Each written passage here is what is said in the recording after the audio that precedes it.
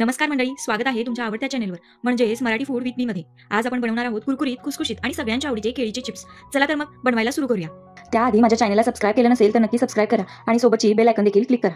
आता इकडे मी 2 कच्ची केळी घेतली आहेत. आता ही जी केळी आहेत ना, ही केरळा केळी आहेत. म्हणजे मार्केटमध्ये जे आपण केरळा चिप्स घेतो ना, तीच ही केळी आहेत. म्हणजे याच्यापासूनच ते केळाचे चिप्स बनवले जातात. म्हणजे आपल्याकडची जी केळी असतात ना, तशी ही नाही आहेत. तर पहिला आपल्याला काय करायचं आहे, एका बाउलमध्ये थोडंसं पाणी घेऊन त्याच्यामध्ये चवीपुरतं मीठ टाकून हे मीठ त्याच्यामध्ये विरघळून घ्यायचं आहे. आता मीठ पूर्णपणे विरघळून घेतल्यानंतर आपल्याला या केळीची सालं काढून घ्यायची आहेत. आता सालं काढताना चाकू जो तुम्ही घेणार आहात ना, त्याला चांगली धार असली पाहिजे आणि त्याला तेल लावून घ्यायचं आणि आपल्या हातालाही थोडंसं तेल लावून घ्यायचं. म्हणजे ते साली काढताना सगळं चिकट नाही होणार. तर ह्याची साली काढून घ्यायची. आता पूर्ण केळ घेऊन त्याची साली काढायची. नसेल जमेत एका केळीचं काढताना सरळ, तर सरळ मधून 2 भाग करायचे आणि सरळ साली काढून घ्यायची. 2 भाग केले ना, पटकन याच्या साली निघून जातात. मी इकडे केळ्यांची साली काढून घेते. तर मी एका वेळी 2 केळ्यांची साली काढणार आहे. कारण काय होतं माहितीये का, की भरपूर आपण केळीची साली एकदम काढून ठेवलं ना, तर हे केळी काळ्या पडतात. तर मी काय केलं, पूर्ण केळीची मला व्यवस्थित साली निघत नव्हत्या. तर मी याचे 2 भाग केले आणि 2 भाग केले ना, पटकन याच्या साली निघून जातात.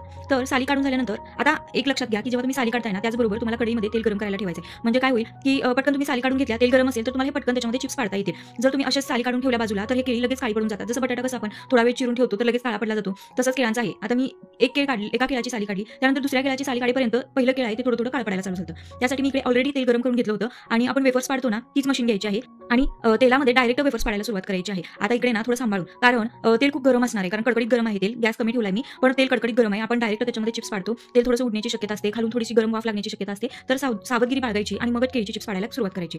तर आता याला पटकन नाही हलवायचं. 2 मिनिटं याला सेट होऊन द्यायचं. 2 मिनिटानंतर आपण एक काटेरी चमचा घ्यायचा आणि थोडंसं इकडे तिकडे करून घ्यायचं, जेणेकरून चिप्स एकमेकांना चिटकू नये. तसे तर केळीची चिप्स ना तुम्ही कितीही एकमेकावरती टाकले ना, तर ते एकमेकांना चिटकत नाहीत. आपोआप जसं तुम्ही ते भाजत जातील ना, तसं ते सेपरेट व्हायला सुरुवात होतात. आता जे आपण मिठाचं पाणी केलं होतं ना, ते डायरेक्ट तेलामध्ये टाकायचं आहे. आता इथेही सावधगिरी बाळगायची, कारण आपण कडकडीत तेलामध्ये मिठाचं पाणी टाकतोय. म्हणजे तेलामध्ये आपण पाणी टाकतोय तर तेल उडू शकतं. त्यामुळे सावधगिरी बाळगायची आणि मगच हे पाणी याच्यामध्ये टाकायचं. आता चिप्स तळताना गॅसची फ्लेम जी आहे ना, ती माझी मोठीच आहे. मोठ्या फ्लेमवरच तळायचं. बारीक फ्लेम किंवा मीडियम फ्लेमवरती तळायची काही गरज नाही. मोठ्या फ्लेमवरती सुद्धा पटकन छान तळली जातात. आता इकडे माझी केळीची वेफर्स पूर्णपणे तयार आहेत. छान तळी गेलेली आहेत. आता आपण मार्केटमधून जेव्हा वेफर्स घ्यायला जातो तेव्हा आपण असा विचार करतो, अरे बापरे, हे तर पिवळे दिसत आहेत, मग याच्यात हळद घातली असेल तर हे उपवासाला चालतील का? तर तसं काही नाही. ही जी केळाची केळी असतात ना, याचा रंग मुळातच असा पिवळा असतो. म्हणजे याच्यामध्ये काही हळद वगैरे घातलेली नसते. तर दोन्ही केळाचे म्हणजे एक केळचे आपण अर्धे भाग केले होते ना, तर पहिला अर्धा भाग नंतर अर्धा भाग असं करून आपल्याला टाकायचं आहे. म्हणजे आता तुम्ही कढई किती मोठी घेणार आहे, तेल किती गरम करायला ठेवणार आहे त्यावरती डिपेंड आहे. पण शक्यतो थोडंसं कमीच अर्धा केळ तुम्ही याच्यामध्ये तळून घेतलं ना, तर केळीचे वेफर्स आहेत ना, पटकन तळून तयार होतात. आता राहिलेल्या बाकीच्या केळांचे देखील मी इकडे चिप्स पाडून घेत आहे. म्हणजे 2च केळींची मी साली काढली होती आणि प्रत्येकाचे अर्धा भाग करून मी 4 वेळा हे चिप्स पाडून घेतले. एकदम सोपी रेसिपी आहे. जास्त तामझाम करायची गरज नाहीये. पटकन अशी बनवून तयार होणारी रेसिपी आहे. आता बघा तुम्ही, इकडे मी कोणताही कलर नाही यूज केला, हळद नाही यूज केली, तरी केळीचे चिप्स हे तुम्हाला पिवळे दिसतात, कारण ते मुळातच कलर त्याचा पिवळा असतो. आता मी इकडे 12 केळांचे चिप्स केले होते. पूर्ण एक परात भरली होती.